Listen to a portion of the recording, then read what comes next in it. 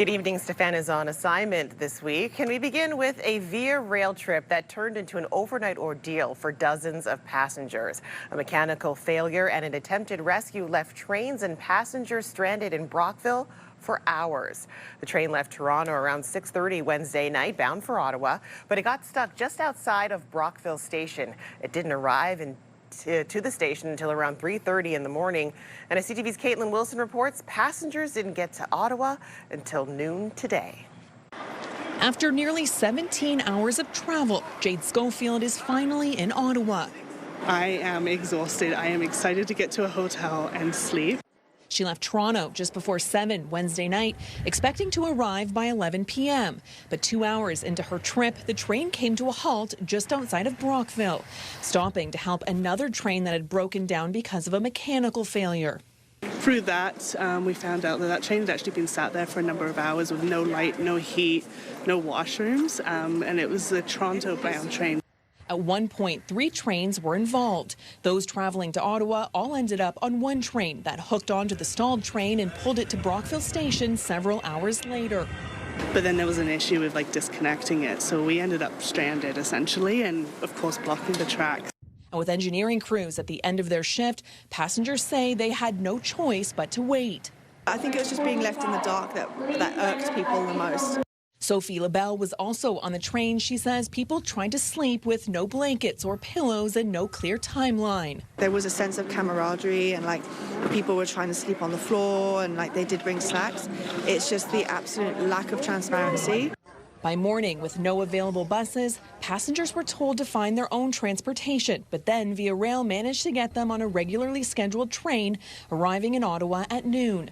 Via Rail wants to offer our deepest apologies for these events. This is definitely not the level of service that our passengers expect from us, and it's absolutely not the level of service that we want to offer. Via Rail is offering a full refund along with a travel credit towards a future trip. Even though I've lost a hotel night, I've lost a day's work, so I don't know if it really, from a financial perspective, weighs it out. And after a night of uncertainty, LaBelle has just one plan left for the day. I'm going to bed. Caitlin Wilson, CTV News. All right, we'll have our first check of the weather. That's a look at Hull there in the background, the former city of Hull in Gatineau. Now we'll take a live look at our Centennial Glass Sky Cam. -11 here in the capital, clearer conditions than we had to deal with yesterday, but again, chilly nonetheless. Let's check in with Jackie Perez in the Weather Center for a look at the forecast. Jackie. Well, it was a windy day in the capital with brisk temperatures. Tomorrow, we won't see much in terms of flurries, but we could expect mainly cloudy skies. Saturday, though, the flurries could return. More on that in just a bit. Taking a look at our temperatures, overnight lows about -13, getting to a daytime high of -5. But again, the wind gusts are really going to pick up in the afternoon, so it's going to feel much chillier than this. Overnight lows going down to about -14. We will have these details and more in just a bit. Thank you, Jackie. Waiting for the LRT will become less common for Ottawa Transit riders next year. The 2026 budget includes a plan to increase its frequency, which should help with crowded stations as municipal public servants return to the office full-time, and the possibility that federal public servants could follow suit. Here's a look at some of the highlights included in the transit services budget. Fares will be going up by 2.5% next year. Trains on Line 1 will come more often during off-peak hours, and councillors voted to extend the transfer window during the afternoon commute. CTV's Natalie Van Roy has more. Thank you. Thomas Dalton often rides the LRT and is happy he won't be waiting as long in the new year. That would be much better. Every 6 minutes instead of every 10. Like today it was 13 minutes. I don't know why, but something must have been wrong. As part of the 2026 budget, councillors voted to increase LRT frequency. Starting in April on weekdays, Line 1 will run every 6 minutes between 9 a.m. and 3 p.m. and every 7.5 minutes between 6 p.m. and 7:30 p.m. instead of the current 10 minutes. That's better, because sometimes the trains are so packed there's no seating room. And other people have luggage or they have bicycles or something. Riders will also have to pay more. Transit fares are going up 2.5% next year. An adult monthly transit pass will cost $138.50. A senior monthly transit pass will cost $59.75. I think that the buses are always late.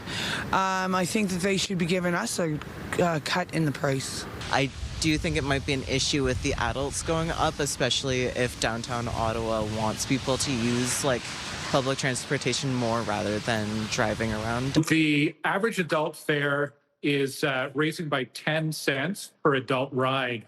But we made sure that we froze the Equipass rate for low-income riders and the Community Pass rate, which is a discount for riders who receive ODSP. Another change, extending the transfer window to prevent riders from paying for a second fare during long afternoon commutes. Right now, riders are getting charged twice for trips longer than 90 minutes.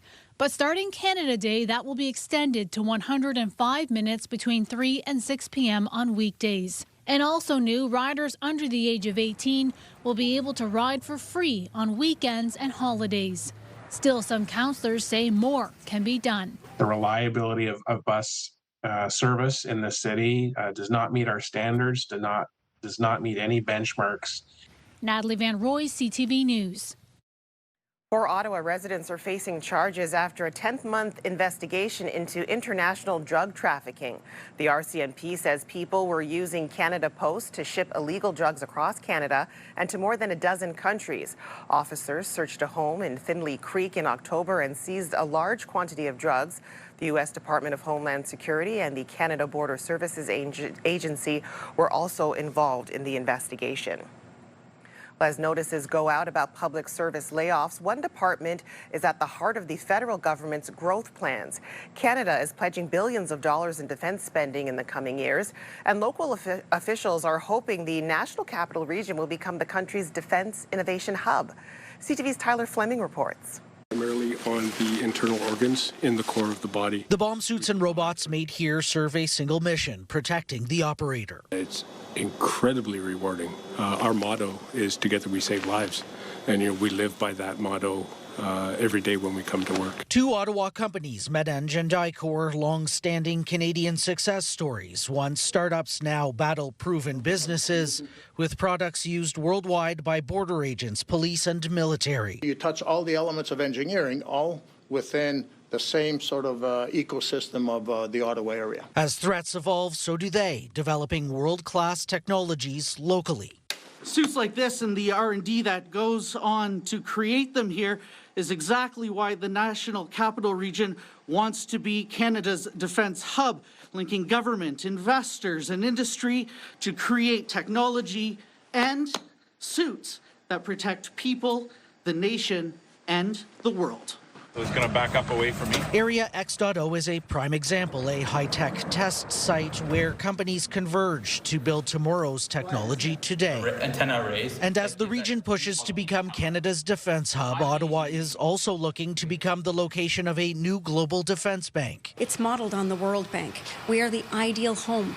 The other thing that's really important is proximity to the embassies and to the diplomatic corps and the NATO attachés. The bank would serve allied countries and could provide a big boost to the city's economy. If it comes here, it will create 3,500 jobs. For now, companies like Rheinmetall Prevectus continue to develop autonomous military vehicle systems used around the world.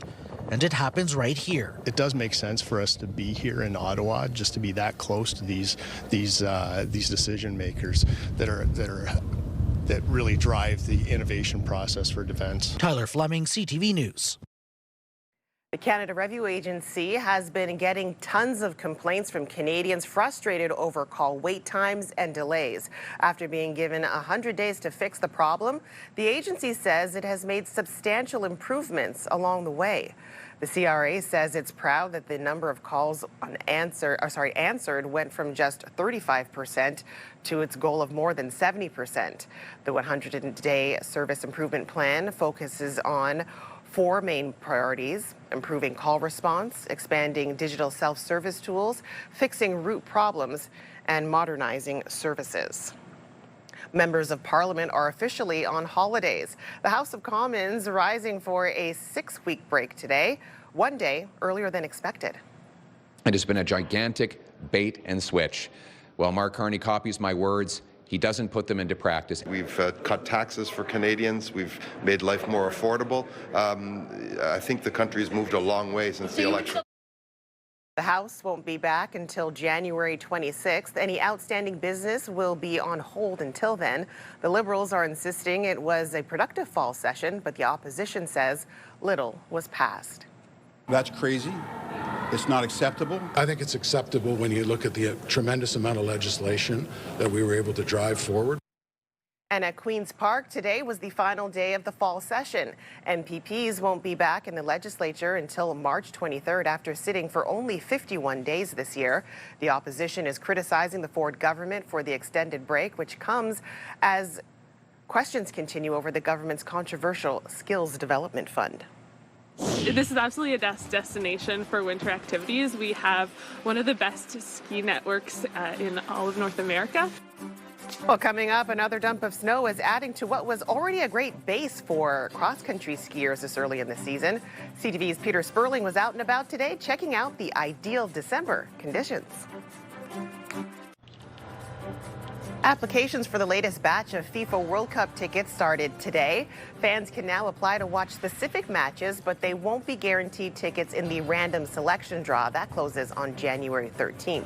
Now, prior to last weekend's team grouping draw, prices for Canada's opening game on June 12th at BMO Field in Toronto, well, they range from $1,300 to just over $3,000. The Ottawa Senators kicked off a 3-game road trip tonight against the Columbus Blue Jackets. Suzu, right point, looking for a screen, tip on goal, puck is there, off the post, still loose and behind Breeze, and it's in! Cleaning it up, Tim Stitzel pokes it in to give the Sens some breathing room near the end of the second period. It makes it a 5-3 for the Sens at the time. They would add one more and double up the Blue Jackets, 6-3, and they also snap a 3-game losing skid in this stretch as well. The team will now head to Minnesota for a matinee game against the Wild on Saturday afternoon. Where there's less than a month to go until the Winter Olympics, but the hockey arena in Milan isn't ready yet. And the fact that the building at this point still isn't completed is, as I said, and I won't use any other adjectives, is disappointing. Well, according to reports, the rink is more than 3 feet shorter than the usual length required by the NHL, and that has some wondering about the possibility of injuries. NHL players are expected to return to the Olympics after an absence of more than 10 years, but the league says they won't be going if the ice isn't safe. Now, the women's tournament is scheduled to start on February 5th, the men's on February 11th. All right, we'll take an extended look at the forecast now. Let's look at the Notre Dame Basilica there behind me. We'll head over to Jackie Perez in the Weather Center for an extended look at the forecast. Jackie.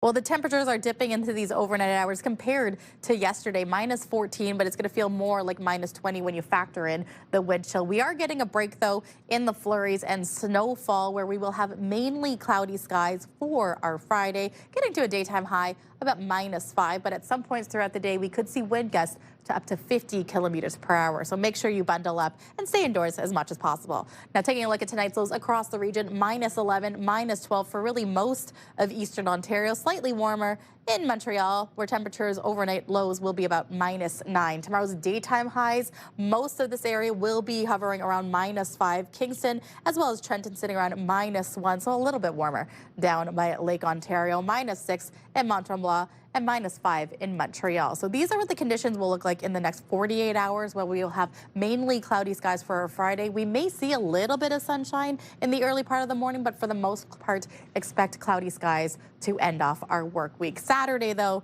keep an eye out. We could see flurries for really most of the region. Kingston could see a little bit heavier snowfall, but not quite as much as what we saw earlier this week. Taking a look at our 7-day forecast, brought to you by Pressler Law Firm. You don't pay unless we win. Call 1-800-JUSTICE. Friday, -5, mainly cloudy skies. Saturday, that chance of flurries really moving through eastern Ontario. Then temperatures start to dip. Yeah, we're going from -3 into -13, getting into Sunday with only a daytime high of -12. Good news is the sun will be shining. Thank you, Jackie. Well, for some people, all this snow means staying cozy indoors, but for others, it means getting out onto the trails. As CTV's Peter Sperling tells us, it's already a great start to the season for cross-country skiers. Mark Hopkins has been looking forward to this. I love it. I mean, I wait for winter all year long. It's his 6th time on cross-country skis already this season. I come up as much as I can. Even while recovering from recent knee surgery. I'm still having trouble walking, but skiing is not a problem. Gatineau Park, a popular draw for winter fun, including cross-country skiing. This is absolutely a destination for winter activities. We have one of the best ski networks in all of North America. There are more than 200 kilometers of skiing trails in the park. We're still in the preseason right now. We have about 50% of our ski network groomed. Groomers are out. They are grooming so that we can expand the availability of the network over the weekend. Many already taking it in. We're so fortunate to have this. It's a good activity. It makes me breathe, gets my heart rate moving. The snow conditions are great. It's just snowed. It's fresh snow, fresh trails. Gatineau Park isn't the only destination. There are many community-run trails throughout Ottawa, like here at Canada Nordic, where the ski season is now officially underway. We actually opened this morning. Our volunteer groomers were out last night. They were out this morning. More than 1,000 members at Canada Nordic participate in various programs like Learn to Ski, kids activities, social events. The goal is to make it a community activity, but with resources and support. So instead of being a solo activity out on a trail by yourself, you're with friends, you get to meet new people. I'm all ready. Both Canada Nordic and Gatineau Park require paid memberships or day passes, but there are many free or by donation trails in Ottawa. Lots of other cross-country trail networks. There's over 100 kilometers of community-maintained trails that are free to access, where you can snowshoe as well as snowbike. As for Hopkins, it's a winter activity with a view. The hills are beautiful. Peter Sperling, CTV News. Well, up next, we tag along as a group of high school students plunge headfirst into ice safety learning. The Ottawa Humane Society is opening a community veterinary clinic in Vanier. It will be located in a former post office on Durocher Street.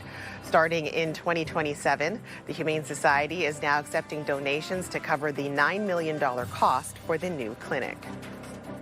Well, the hope is if the worst happens on the ice, the lesson learned by a group of students from Quebec today on the dangers of a frozen lake, well, is that they'll stick. Students from Pontiac High School in Shawville received real-life experience in ice safety and what to do if you ever fall through. CTV's Dylan Dyson has more.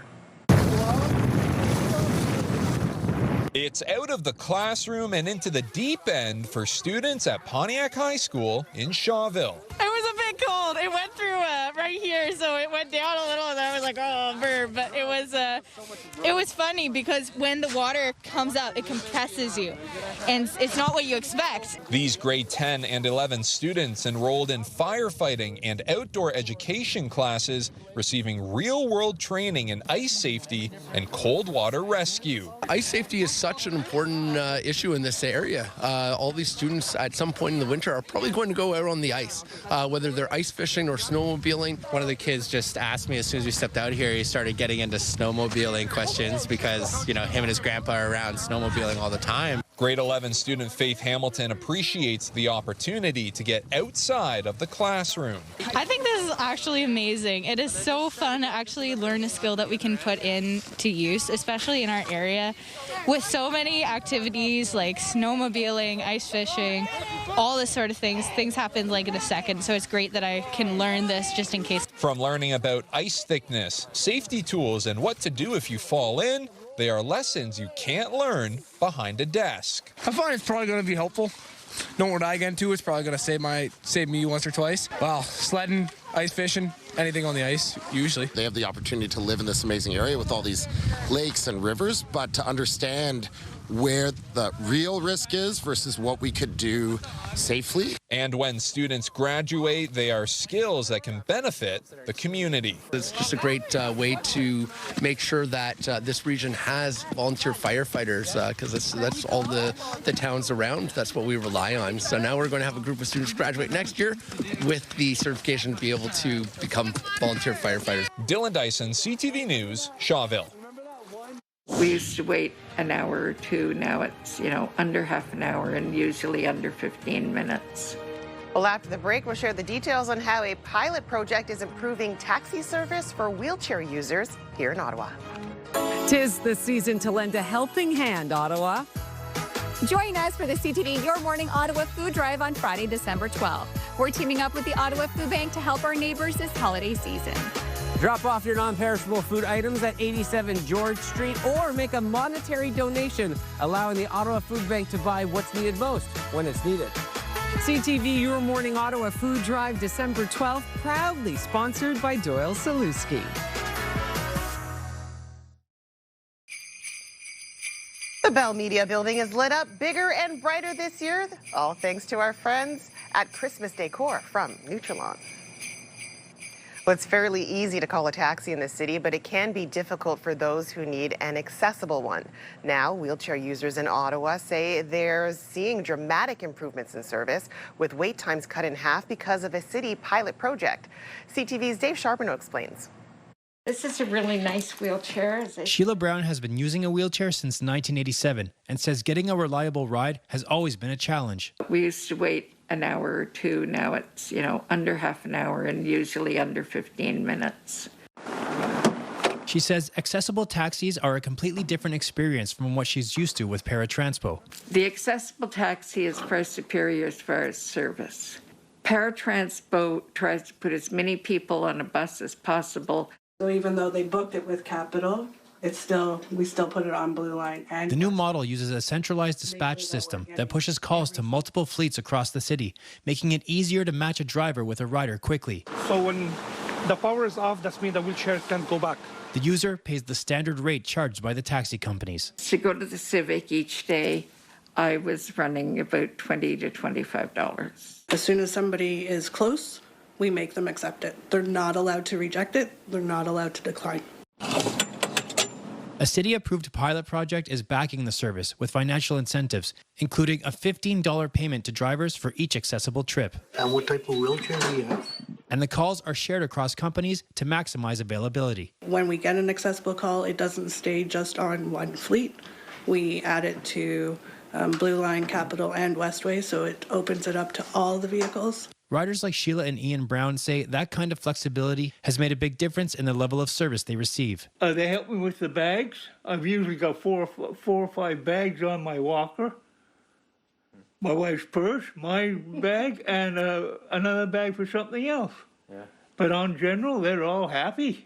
And for Sheila, it's not just about speed, but also the care drivers provide. The drivers have been just wonderful, and they'll back in and I can come out the garage door or the person door, depending, and get out and just drive in the back of the van. I love it. Coventry Connections says there are roughly 80 accessible taxis across Ottawa, many available 24 hours a day. Dave Charbonneau, CTV News. All right, coming up, today's episode of Jeopardy had a capital connection. We'll tell you more about that in just a moment. Plus, Jackie's back with one more look at your wake-up weather. The National Capital Region is jam-packed with incredible experiences you don't want to miss. Hey, I'm Tanea Taylor, your iHeartRadio Weekender, powered by Barrhaven Ford. Get the inside scoop on all the biggest and best events every Thursday, Friday, and Saturday on CTV, Move 100, Pure Country 94, TSN 1200, and News Talk 580 CFRA. iHeartRadio Weekenders is powered by Barrhaven Ford, Ottawa's newest and largest Ford dealership, and Ontario's #1 Ford EV dealer. Here's another live look through our Centennial Glass sky cam. Chilly evening here in the capital, sitting at minus 11 degrees. All right, let's take one more final check of the weather and go over to Jackie Perez in the Weather Center. Jackie. Well, bundle up tomorrow because things are going to start very chilly, minus 12 around 7 a.m. And hey, if you are up and about early in the downtown core for Byward Market, make sure to hit up our station here, 87 George Street, for the CTV Your Morning Ottawa Food Bank. Yeah, from 6 to 9, you could donate any of those food donations here for the Ottawa Food Bank. Daytime high for tomorrow, warming up to minus 5. We could see flurries for our Saturday, where temperatures are comfortable, minus 3. All right, finally for us tonight, Ottawa's mayor was a clue in the latest episode of Jeopardy. With $3,000 at stake, here's your clue in Capital City Mayors. Mark Sutcliffe, who studied political science at Carleton University there. What is Chicago? Sorry, no. Mark Sutcliffe posting this to his social media accounts tonight. Now, unfortunately, the returning champ, Bill Riley, got that daily double wrong. It cost him about $3,000, so it looks like he needs to sharpen up on his current capital city mayor knowledge, but he did go on to win the game. But that's pretty cool. You know, to be a clue on Jeopardy, you can definitely say you made it, can't you? All right, well, that's CTV News for this Thursday, December the 11th. For all of us here at CTV News, thank you so much for watching. I'll see you again tomorrow night, so have a good one until then.